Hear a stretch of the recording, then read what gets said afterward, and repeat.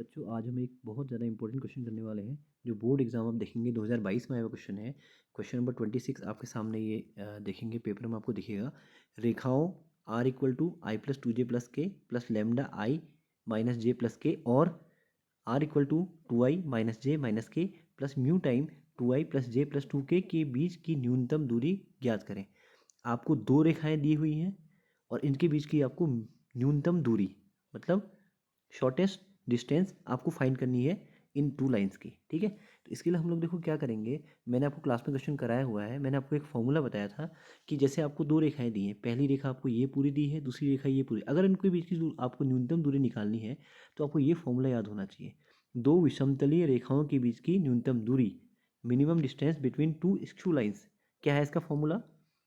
Mod b1 cross b2 dot a2 minus a1 upon magnitude of b1 cross b2। ठीक है, तो अगर ये फॉर्मूला आपने याद कर लिया तो इससे आपको 5 नंबर या फिर 6 नंबर का क्वेश्चन आपको एग्जाम में मिलेगा। वैसे अब 6 नंबर का सवाल आता नहीं है तो 5 का मिलेगा और मान के चलो कि श्योर इसने आने ही आना है।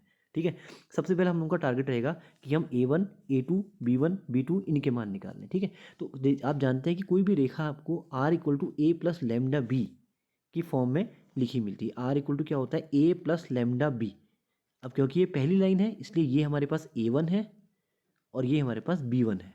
ठीक है, तो a1 की वैल्यू मैंने यहाँ पे लिख दी ये वाली, और b1 की ये वाली वैल्यू मैंने यहाँ पे आपके लिए उतार दी। ठीक है, सिमिलरली जो दूसरी लाइन है आप उसको देखेंगे तो इसको भी r equal to a plus lambda b के फॉर्म से आप कंपेयर करेंगे तो ये जो है ये a2 का मान है वेक्टर जो लिखा हुआ है, और ये पूरा का पूरा b2 वेक्टर का मान है।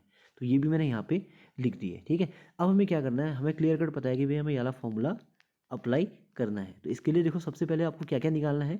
हम क्या करेंगे, एक एक करके b1 क्रॉस b2 निकाल लेंगे, फिर a2 माइनस a1 निकाल लेंगे, फिर b1 क्रॉस b2 का हम क्या करेंगे, मैग्नीट्यूड भी निकाल लेंगे, उसकी लंबाई भी निकाल लेंगे। फिर जो वैल्यू यहाँ पर आएगी उसका हम लास्ट में मोड मतलब मोड निकाल लेंगे। ठीक है, सबसे पहले देखो मैंने क्या करा, a2 माइनस a1 ये वाला पद जो दिख रहा है आपको a2 माइनस a1 ये मैंने ज्ञात कर लिया। a2 माइनस a1 का मतलब क्या है, a2 वेक्टर में से a1 वेक्टर को घटाना है तो आपके पास ये पूरा का पूरा वेक्टर आ जाएगा, ये सामने आपको दिख रहा होगा। ठीक है, i minus three J minus two के।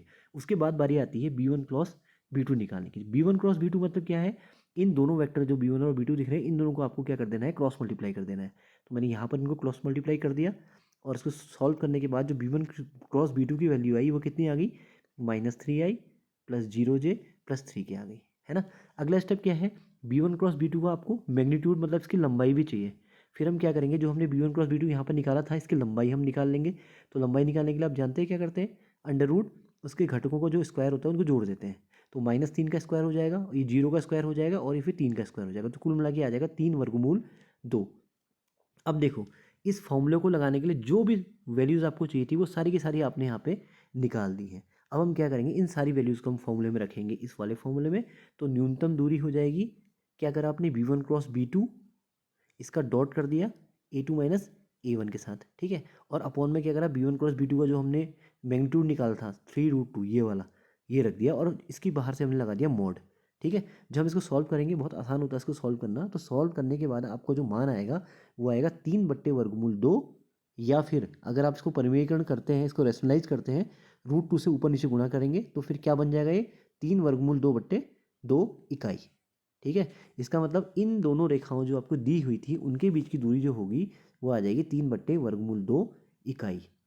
तो देखा आपने कितना आसान है, लेकिन आपको ये फॉर्मूला लर्न होना चाहिए। ये फॉर्मूला आपको 5 नंबर एग्जाम में सन 2025 के बोर्ड एग्जाम में दिलाने वाला है। ठीक है, तो मैं दोबारा से इसको एक बार आपको एक्सप्लेन करता हूँ। आपको इस फॉर्मूले को अप्लाई करना है, तो इस फॉर्मूले को अप्लाई करने के लिए आप b1 b2 a1 a2 का मान निकाल लो और एक एक करके इसका मान निकाल लो, इसका मान निकाल लो, इसका मान निकाल लो। इन सबको फॉर्मूले में रख के ऊपर वाला 2 का डॉट करो और उसके बाद नीचे का मॉड निकाल के इसका आंसर आ जाएगा 3/√2।